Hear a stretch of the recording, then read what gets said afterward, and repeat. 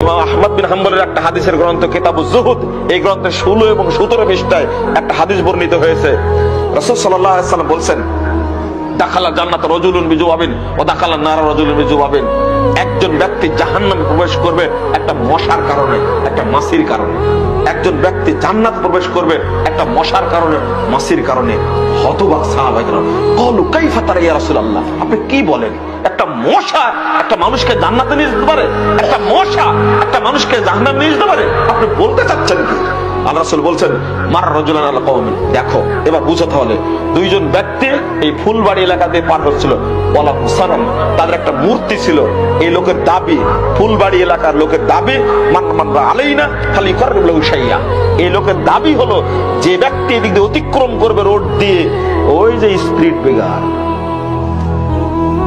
মাজারের সামনে রেল লাইনে কোনো মাজার নাই, সব মাজার বাস লাইনে স্ট্রিট বেকার দেওয়া আছে ওই জায়গাতে। আর চাচ্ছে কিছু দেন কিছু দেন, আর আপনি দিয়ে দিলেন। বোকা ড্রাইভার দিয়ে দিল 10 টাকা, 5 টাকা দিয়ে দিল। এইটা আলাইকুম সালাম, তাদের মূর্তি আছে। তাদের দাবি হলো এদিক দিয়ে গেলে কেউ দান করে যেতে হবে। ফাকাল আলী আহাদুহুমা, দুইজনের একজনকে বলল, তুমি কিছু দান করো। ওই ব্যক্তি বলল, লাইসা ইনদি শাইইন উকাররুবু ইলাইহি, আমার কাছে কিছু নাই দান করার মতো, আমার কাছে কিছু নাই দান করার মতো। তখন তারা দাবি করছে, ওয়ালাউ কুনতা যুবাবা, তুমি যদি একটা মাছি মানত করতে পারো তাও মানত করো।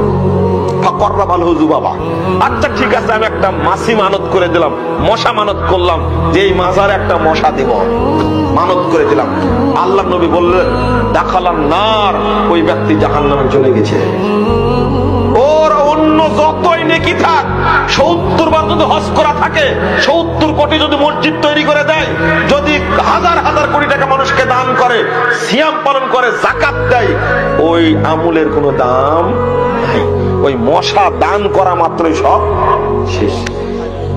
তাহলে আমি 1 টাকার কথা তো বলিনি আপনাদেরকে। দ্বিতীয় ব্যক্তিকে বলল তুমি কিছু দান করো। ওই ব্যক্তি বলল, আমি আমার কাছে দান করার মতো কিছু নেই, তবে দান করলে আল্লাহর নাম ছাড়া কারোর নামে দান আমি করবো না।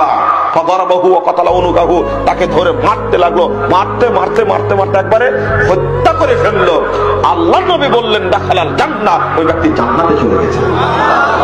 শিরিক না করার কারণে ওই ব্যক্তির যতই পাপ থাক না কেন, শিরিক না করার কারণে আল্লাহ তাকে জান্নাত দান করেছে।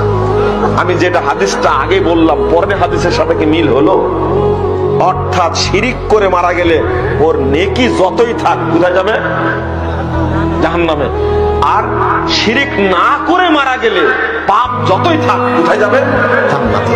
এই হাদিস দুটো দ্বারা এটাই প্রমাণিত হয়।